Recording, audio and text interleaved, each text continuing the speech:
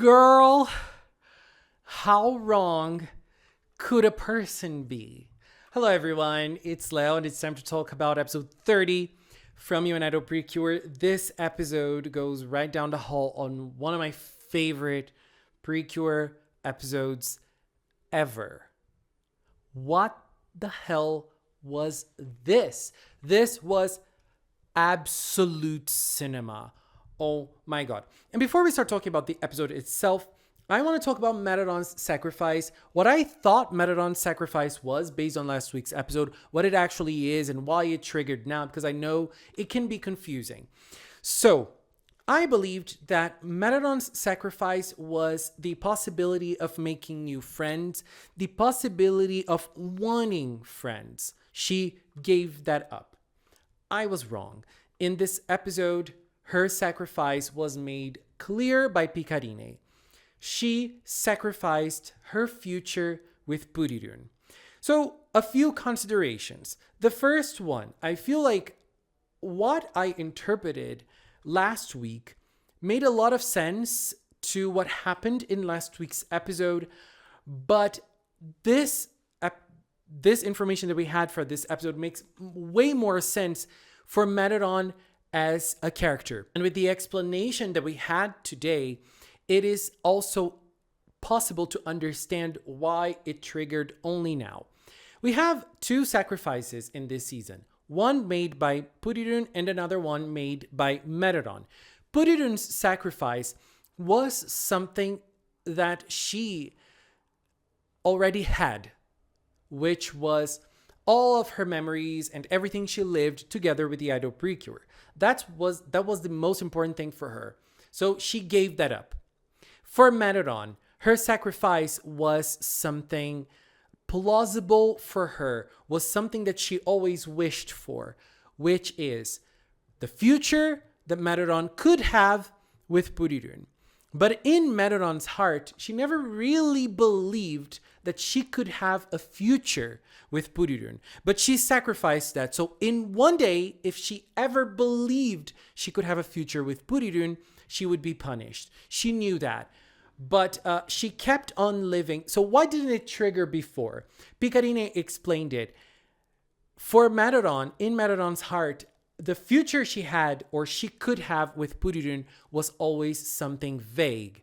Meaning, and this is my interpretation, Metadon only lived the present with Purirun. She was always enjoying the present to the max because she knew everything could crumble. In any moment, she would have a possibility of a future with Purirun that would crumble. What happened last week that triggered the lock? Metadon finally had a clear vision in her mind. She wanted a future with Purirun. But not only with Purirun, with everybody. And that became a solid wish in her heart. Having a future with everyone. But if she wanted to have a future with everyone, that meant having a future with Purirun. Having a future with Purirun for her is not possible because that is what she sacrificed. And so she was captured. And the episode starts, so now let's talk about the episode itself. The episode starts with Metadon being locked away and the girls are all confused. Purirun is crying. It was very beautiful in a sad way, in a tragic way. Seeing Purirun cry so much in this episode and Purirun blame herself in this episode, I feel like this is something that we see very little from Purirun. Purirun is always chaotic. Purirun is always doing something crazy and funny, but it's very nice that whenever we need the emotional Purirun, she is always there to deliver it to us. And the girls started wondering. Nana raised that question. We don't know what Metadon sacrificed. And so they all go to Tanaka's house and they decide to talk to Picarine because Tanaka says Picarine should know about it. And she did know about it. And she told them what Metadon has sacrificed, which was the future with Purirun. And she told them that from the moment she decided to have a future with everyone, she had to have her sacrifice existing, her punishment coming. And I see some people raising the question, Purirun did not go through the same because Purirun's wish was already something that existed. So the punishment for Purirun was the memory loss. The memory loss was already Purirun's cage in a metaphorical way. In Metadon's cage, if she is trapped inside that lock, if she's trapped inside the urn, she's not able to have a future with Purirun. So that is the punishment for her breaking her sacrifice. And Metadon has told us this right before Purirun got her memory back. The only way to break the sacrifice is through a miracle.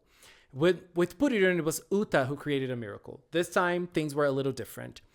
But when Picarine was talking to them about Metadon, she shared Metadon's story. And here's where things get very interesting.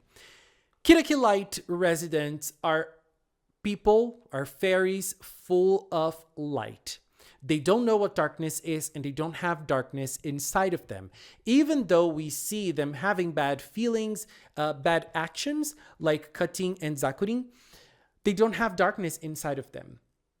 But there is a legend. Whenever darkness is born, a creature will be born together with darkness, and a lock will arrive together with it. Metadon was this creature. Metadon is the only creature in Kiraakira Land that knows darkness. That is why she is different than the rest, and that is why she had a difficult time connecting with the other residents. Purirun was the only one who was able to see her, who was able to stay with her, who was able to notice her and accept her for who she was.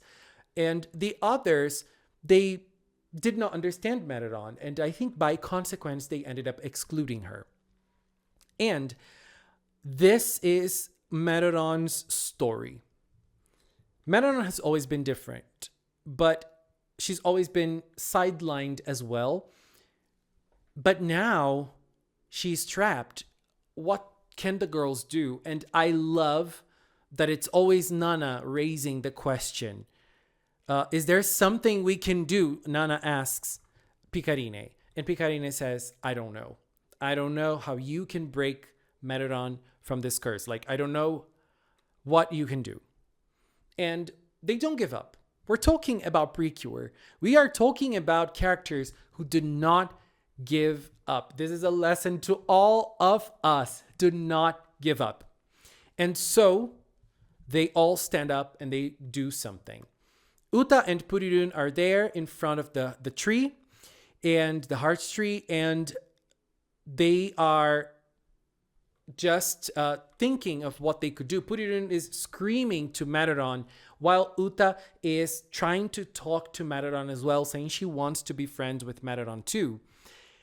And then Nana and Kokoro, they arrive. What was Nana doing? She was reading the book that Metadon was reading. And Nana understood why Metadon was reading that book. But Metadon was not able to understand what the book was showing. But Nana understood why she was reading it. That book talks about 5 friends who, at a certain point of their life, have to live apart from each other. But they have ribbons. And through those ribbons, they stay connected to each other. It is really a story about growing up, about staying away from your friends, but still connecting, still maintaining that bond. And it's also a visual representation, a metaphorical representation of what bonds mean, what ribbons mean in this season. You and Idol is a season full of ribbons, and they mean connection. They mean a bond. They mean friendship or something else. And that is what Metadon was reading. And by the way, that scene had a visual representation that was very nice. Human Metadon and human Purirun incoming. Do you think so? If you think that's what's going to happen, please leave in the comments. And so Uta starts singing. The song that she sings, I think, is not the song that they sing in the power-up. It's a new song. It's not her song. because she's always changing the lyrics of her song. It's not. It is something else entirely. What is that? Oh my God.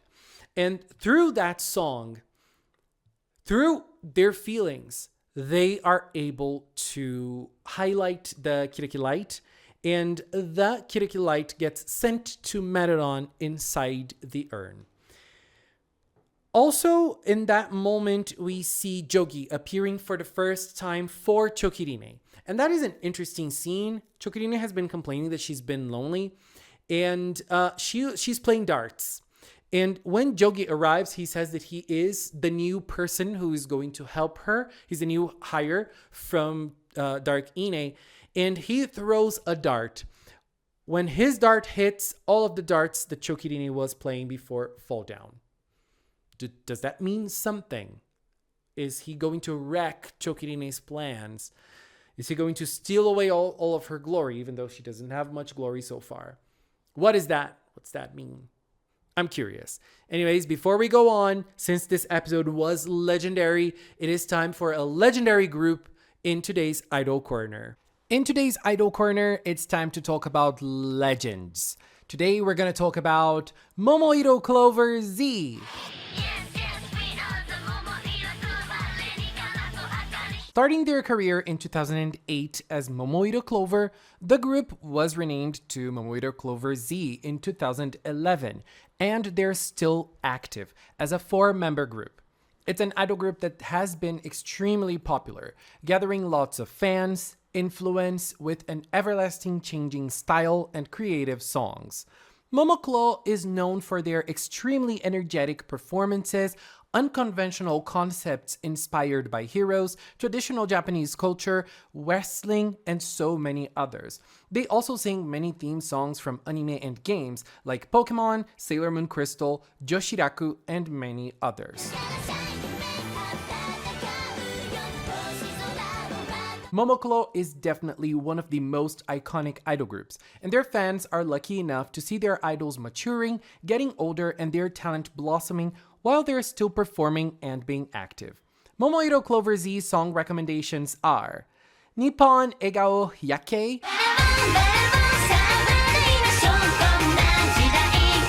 Ikuze Kaito Shoujo,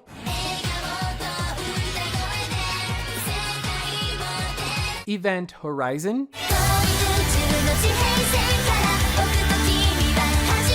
Majoram Therapy. Momo Clo, you're everything.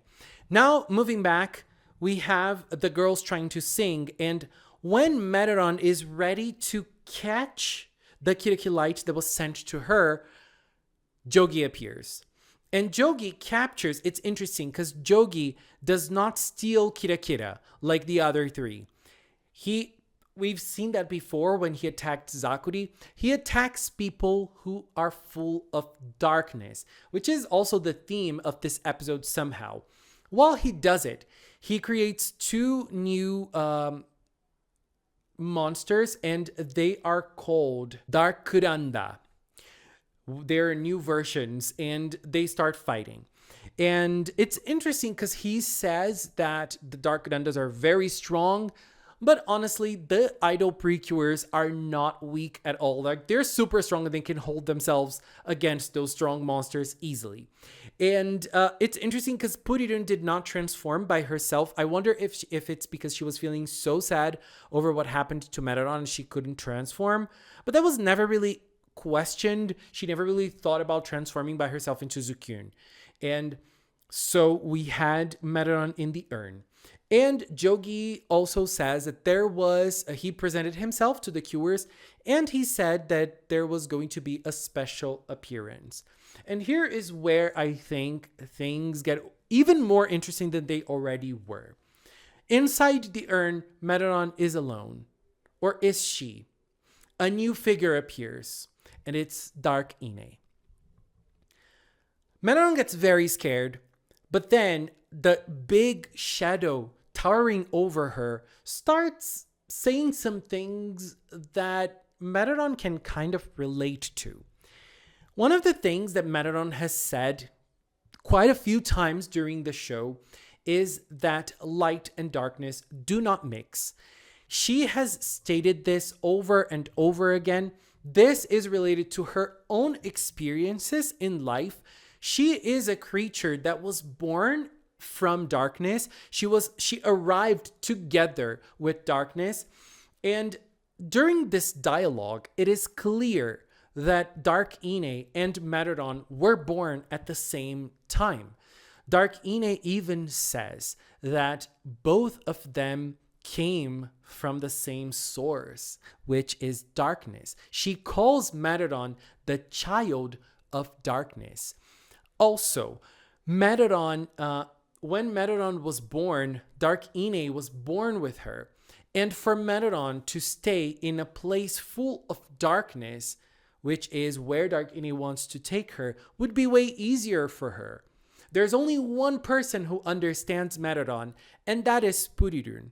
And what does Dark Ine tell her?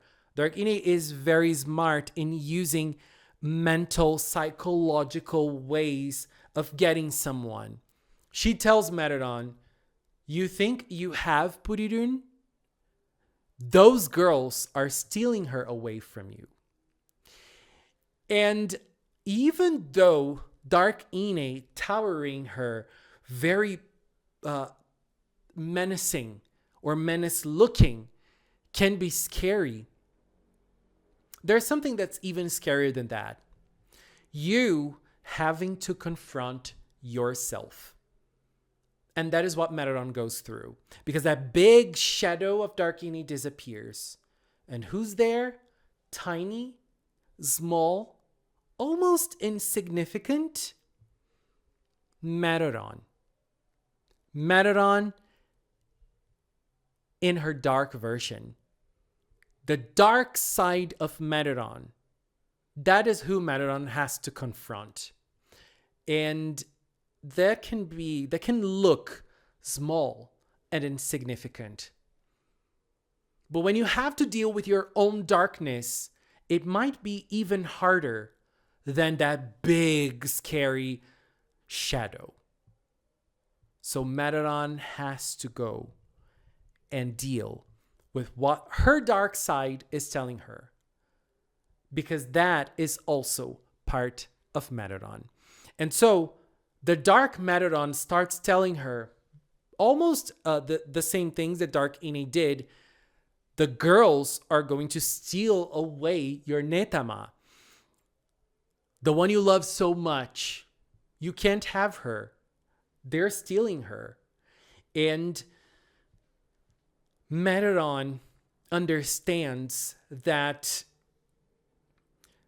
that place is not for her. Or at least Dark Metadon understands that that place is not for her. But then Metadon, she starts noticing that there is something that has changed inside of her. She had one belief: darkness and light do not mix. But after she became Kiraakira, she's been through a lot of things.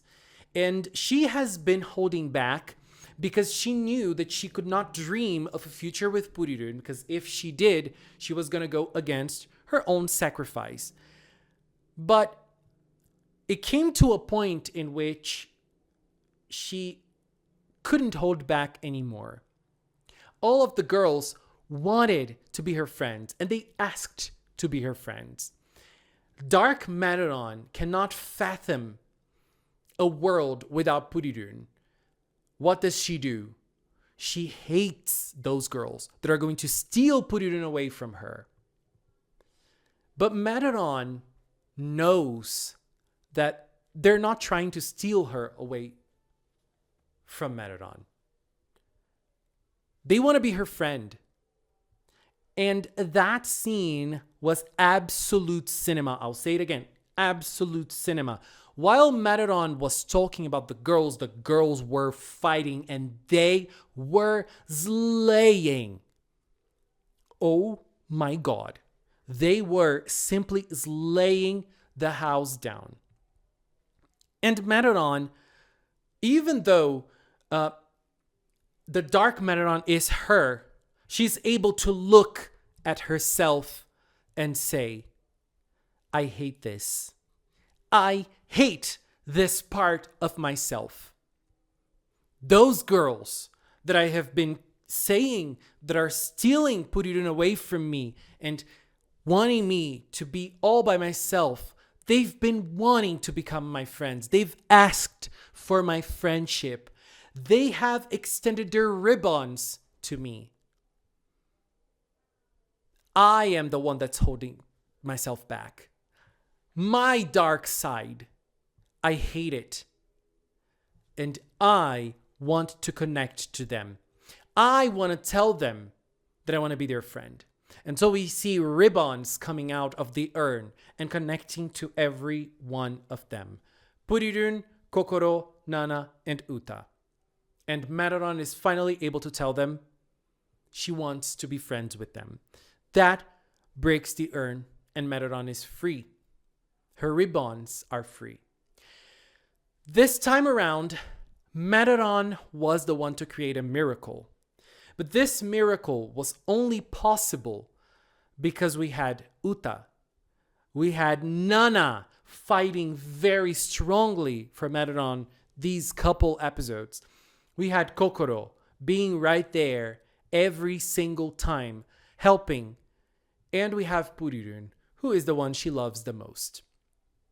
This miracle was only able to happen because the 5 of them were in unison, or the 4 of them were in unison, trying to extend their ribbons to Metadon. And now Metadon has extended her ribbon to the 4 of them. The power of the friendship that she wants to have with them is so strong that it created the miracle. But this miracle was only possible because the 4 of them wanted to be friends as well. It is the moment in which Metadon was able to look at her own self and say, this is a part of me that I hate. And I love it. I adore this because I feel so connected to this message. We all have parts of ourselves that we hate. And we all make mistakes, and then we open our eyes and say, oh my God, I did it. It was me. I have to own the mistakes that I did. And I have to understand that that is a part of me that I don't like. And I love how things went for Metadon. She was able to look at herself and choose a different path. That is also something she learned with the PreCures. Light and darkness don't mix. Is it really true? Well, not really, is it? Isn't it what the idol PreCures have been showing Metadon? Light and darkness can mix. Light can reach darkness. And Metadon, when she got the Kiraakira light and all that light appeared, it made dark Metadon become a shadow again, disappearing in light, just like when Metadon was born from darkness. The visual representation was the same, and it was incredible. And so after that, Metadon is back with Purirun. They both transform together. The team is complete, and now they all hug each other. And the power of the 5 ribbons connected creates a new power. The baton is here with a beautiful group attack, a beautiful group song, and a group attack. What a moment. And after that, we see the 5 of them connecting the ribbons in front of the tree. They celebrate their new power. They celebrate being idol PreCure. And now it is time for Metadon to leave Tanaka's house. Tanaka's house is not Purimeto's house any longer. It's just Tanaka's house now. And Metadon is now going to live with Uta. And Uta is all happy. She spins around with Metadon. They sing together. And Metadon is happy to live her new life. I love it. As I said, this is one of my favorite episodes ever. I love those moments in which characters are able to connect with certain parts of themselves that are very uncomfortable. This has happened beautifully in Kiraakira PreCure, in which Yukari had to deal with a dark side of her. This happened in Heart Catch PreCure as well, with the Cures dealing with uncomfortable parts of themselves. Smile PreCure also brought it. PreCure does it beautifully when it does. What an episode, my friends. I love this season so much. I think I have nothing else to say. Anyways, this is it for now. I want to take this little time to thank the members of the Magical Cinnamon channel. If you're a member, thank you very, very much for your support. And if you've watched up to now, thank you so much as well. Thank you so much for watching. And until next time, bye-bye.